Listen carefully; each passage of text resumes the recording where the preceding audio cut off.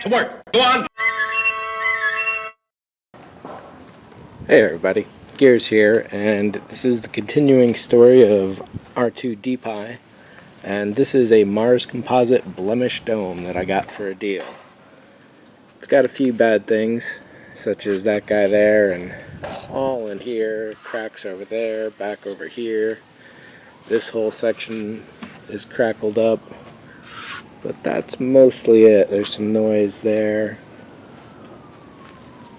Dash of it there, which isn't too bad. So yeah, it's a little more damaged. So it's a little more blemished than Apple's was over there, but it's not going to be any more difficult to fix. It'll just take a little more effort is all. However, this is the basic first paint layer. It's a rust brown primer. It's a rust brown Rust-Oleum. It's a Rust-Oleum rust brown primer. Over that I just kind of sprayed from a real big distance yellow and orange to give that rusty sort of blend as a base, so I could see once I start sanding this down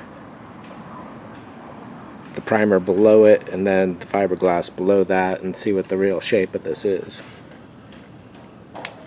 So let's do a little sanding.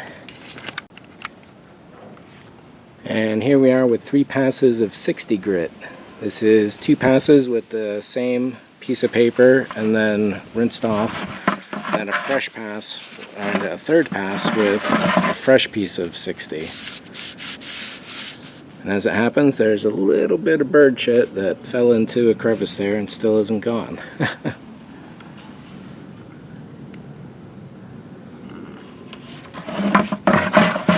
So at this point I'd pretty much consider this to be baselined as far as I'm concerned. The next steps would be adding another rust layer, essentially sand that down with 100, fill it in with more rust, and then go to metal, then another rust, then another silver, and so on. There's some really nice patterns in here overall.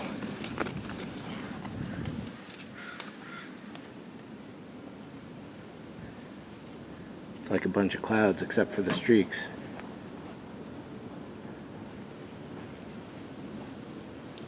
Oh, here's the Nautilus. Here's the Nautilus with the conning tower, the nose, big body with the fins, all the way down to the final drivetrain.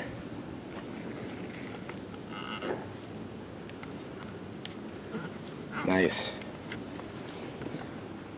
So that's a good start for RPi's face. For a lot of this I'm seeing like little cracks and things like that and scratches and things. The layering that I do with all the paint for the base rust, then the metal, then a rust again, then a metal, then possibly if it needs it another rust and metal, and then finally on to what I call factory colors, and then on to actual weathering where it gets dirty. What I'm doing now is essentially aging it by revealing undercoats a lot, and when a number of those undercoats are rusty looking with metal on top or around it in one combination or another, it really sells very well. So yeah, with more layers of that, all the surface will build up until the entire thing is just a layer thick of the brown.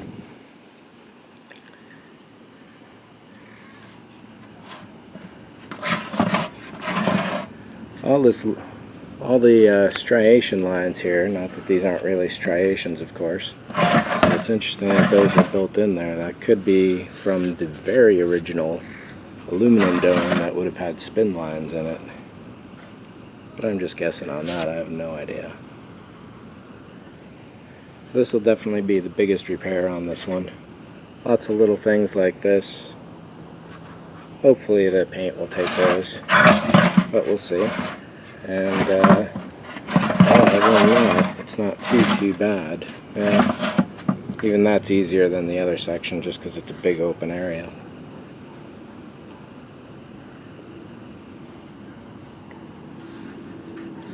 Every droid has its identifying characteristics.